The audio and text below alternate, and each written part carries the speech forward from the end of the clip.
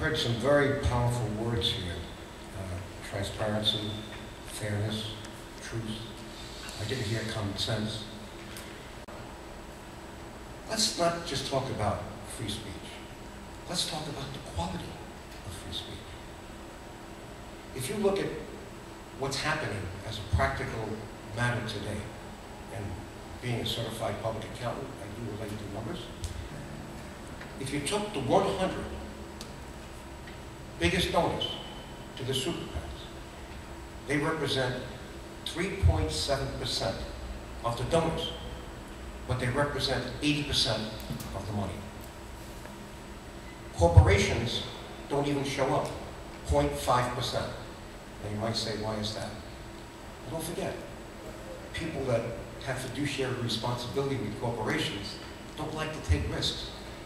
And if a corporation has shareholders, and that corporation supports a candidate or an issue that is related to a candidate, even through a super PAC, those shareholders could be in front of the headquarters protesting, and that's what's happened already in a couple of races. So this is not about free speech for corporations. So I would tell you that we have to be careful here. I'm against this decision, and by the way, don't be so enamored with this decision. It's a 5-4 split decision. You have other cases that are coming up, one in Montana. It's not likely to be heard by these justices, but there's going to be a lot of discussion, as Professor Costas said, about whether or not we're going in the right direction. I believe we're going in the wrong direction. Now, one of the things we should have is transparency. Many of these wealthy individuals are giving their money to super PACs through a nonprofit corporation. I was a finance chairman of one, which Newt Gingrich founded, called GoPac.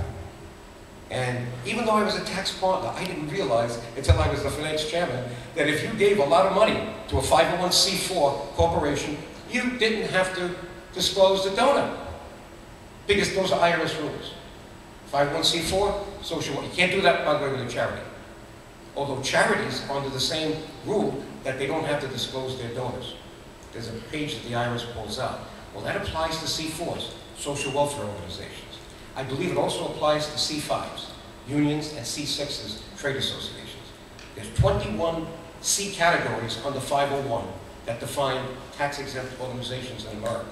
It's a very special area of tax law, and I knew something about it. I didn't know the confluence of that law with politics, but I see now that we don't have the transparency we have. We need. And you know, if you wanted transparency, you didn't have to go as far as Citizens United. All you had to do was let individual donors, because we see corporations are not in this game right now, individual donors give unlimited directly to the campaign committees. And what's wrong with that? Right now, the most they can give, and it's gone up every year because of inflation, is $2,500 to a general, $2,500 to a primary, and if your wife consents, you can give $10,000, and I'm sure you make a splash on most campaigns' lists by doing that. That's under the current law. But since we see it's individuals who are taking advantage of Citizens United, and we see that many of them are doing it because they don't want to disclose who they are.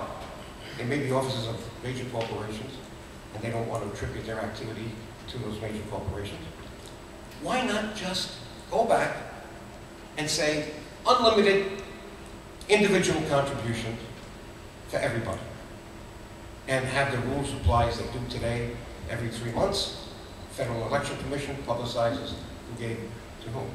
So my feeling is we haven't heard the end of this, and I think that the way the law is right now is going to be adjusted. It's interesting.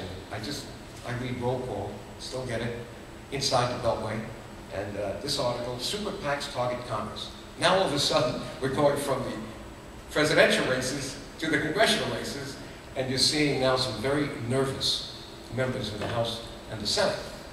And some of these, like Mr. Berman, who's now running against Brad Sherman, 2 Democrats, very powerful, thrown into one district, he had already come out against Citizens United and for a constitutional amendment, but he's taken the money.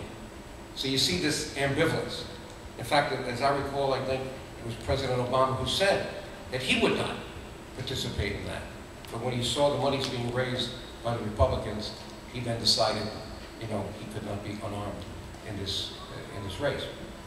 So I don't see, when I think about money, I don't see money as free speech, because the speech is not equal, number one. Number two, the speech is not quality speech, because most of the money that's been spent already has been on negative ads, and they have not been truthful. And we don't have the regulatory authorities to really monitor what's right in that speech in politics and what's wrong. And usually it's done after the elections, and the penalties are small. People can lose races based on misinformation. And much of this money going into these super PACs right now can be characterized as misinformation or information on the margin that has very little to do with the quality of the candidate and the truth on the issues the candidate represents. Now, if we wanted to have really free speech, there's another thing that we can do. We can go to the FCC, Federal Communications Commission. If you're a TV program or a TV broadcast company or a radio, you need a license. That license comes from us, the people, through the FCC. Why not take the most expensive part of campaigning away from money? If I know that my opponent could be an incumbent, is going to have the same ability to access the public through TV and radio, I think that's fair.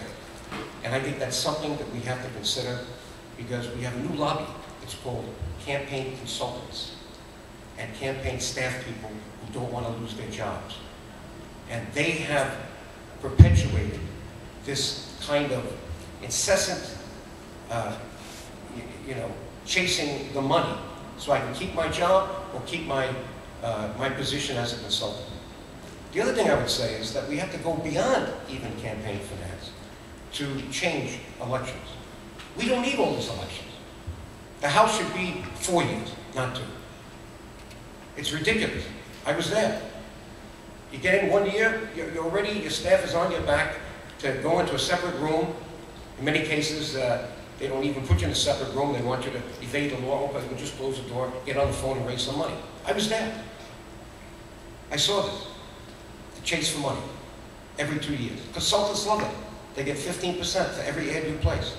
The more media, the better. And look at this presidential race.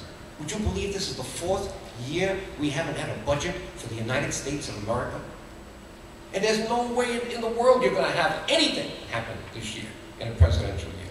You have to wait until this election's over. A whole year is wasted. No major legislation is going to pass. That's how polarized we are as a country. So why do we need 2 presidential terms? Why not 1 6-year term? So that 6 years can be used for the people and not worried about my second term, my legacy. What about the people? So I go way beyond just the money part of this.